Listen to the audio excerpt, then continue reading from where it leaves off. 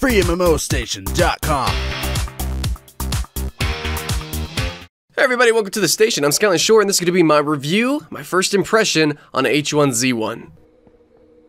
So H1Z1 by Daybreak Game Company, formerly SOE, Sony Online Entertainment, is a survival horror MMO, to those who didn't know, with crafting that focuses on PvP, despite having a world infested with NPC zombies. And yeah guys, I say despite, because the zombie nuisance is really nothing more than an annoyance. From the very beginning all the way to the end. They're dumb. The interaction between the player and the environment comes at high, I guess, with being able to cut down trees. That's cool. You can craft up bases. Yeah, that's really cool, actually. But truly, the game shines with its tense PvP component, which is really more about hide and seek, rather than real gunplay and melee mechanics, which really, yeah, it's no competitive game here. It's a game all about scavenging, for food, for bag space, for weapons, and vehicles.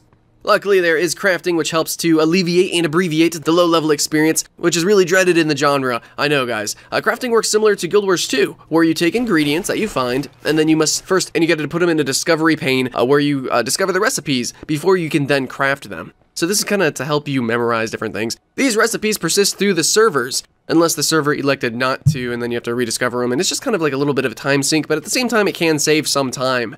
Unlike Minecraft, where you have to actually assemble everything, but then again, you know, it's kind of fun. So, take what you will from it. Personally, I think it's fun, it's fast, it lets you get into the game really quickly, at least, you know, get out of the dreaded beginner's experience. So you can create small campfires, dew collectors, maybe a small shed, you can even create entire fortresses. But still, remember that despite all your time and effort, you're still immortal. And mistrusting maybe one person can end it all. Yeah, permadeath, guys. You lose everything.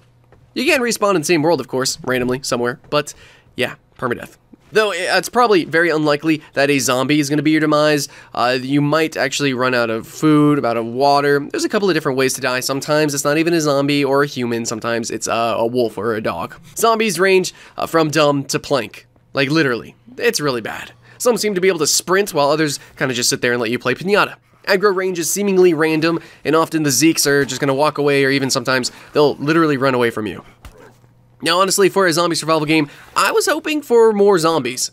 Not only are they dumb, which they're dumb as hell, which that can be fine, okay? We see Walking Dead. The thing is that there's a lot of them in Walking Dead. There's a whole lot of zombies. There's hordes of zombies. In this game, there's really a scarcity of our brain-loving friends, and it makes the game world feel kind of boring. Yeah, the only redeeming factor, I think, to the gameplay as a whole is the fear of running into a player killer, which kind of creates a tense atmosphere, or maybe vice versa, and you're chasing other players for the thrill of the kill. Sure, we have lots of interesting crafting options, and I agree that the scavenging is less slow-paced adventure than other games in the genre, but in the end, really, the actual gameplay and the presentation of H1Z1 is just a little less than desired, and it just feels really small and just unpolished. I mean, especially the textures.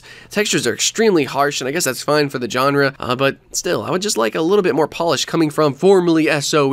If you're interested in a cash shop, because it is going to be a free-to-play game, know that it's not going to be pay-to-win, and that was definitely something that was brought up when the game was first in development. Players can purchase skins, which is, you know, that's usual, but I think what's exciting to me, and this is also a little bit controversial, is the fact that players can actually purchase events for their server. So players can spawn an airdrop that will deliver goods and weapons, and also a few zombies. And everyone on the server has an equal chance at this loot as the buying player. So the buying player isn't just buying all this good stuff for him, it's not pay to win, no, it literally is spawning an event. And that's fun, that's awesome. Like, not many free-to-play games do that. I'm disappointed by the lack of base customization though. I feel like whenever we get into the game, we should have a little bit of customization with our character, maybe what color shirt we have, I don't know, stuff like that. But truly, when you get into the game, everyone looks the same, and it's just a little bit boring. Of course though, maybe later in development, we will get a little bit of customization, and it's possible that they're going to have all the customization put into the cash shop, which would be kind of similar to Unturned or Minecraft. Now, I like that the environment includes animals like deer, and there's dogs, and you can hunt those down. And I think as long as we keep getting more PvE content, maybe if we're gonna have different weather effects, maybe if we can have different kind of zombies, if we can have different kind of wolves, dogs, or bears, it's different maps, I think the game's gonna flourish, because right now, honestly, the game's just a glorified deathmatch. Maps really aren't that big, and there's not too much to do other than just scavenge different things. And even then, becoming sustainable isn't that hard with the crafting, which is a good thing. We just need a little bit more content because of it. So far, most of my complaints, I guess, really come from the game just being early access.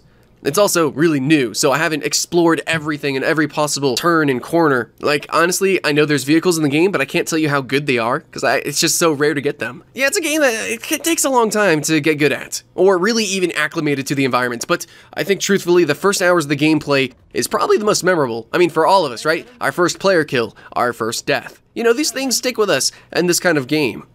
And yeah, it might not be perfect, but luckily as a free-to-play, it does have infinite room to grow. So, if you want an alternative game, there is Unturned. It looks kind of like Minecraft. It's very childish, but it is similar. I think H1Z1 is probably going to be maybe the most popular in the whole genre. Definitely better than Infection. And, well, we see how DayZ's coming along. DayZ's the one that started it all, but it's taken a little bit of time to get into it. And H1Z1 is free to play, and it is playable now, so, you know, there's that. I think H1Z1 is going to take off. It is already pretty popular, and personally, I'm having fun with it, but it needs to grow, because the combat gets really boring really fast.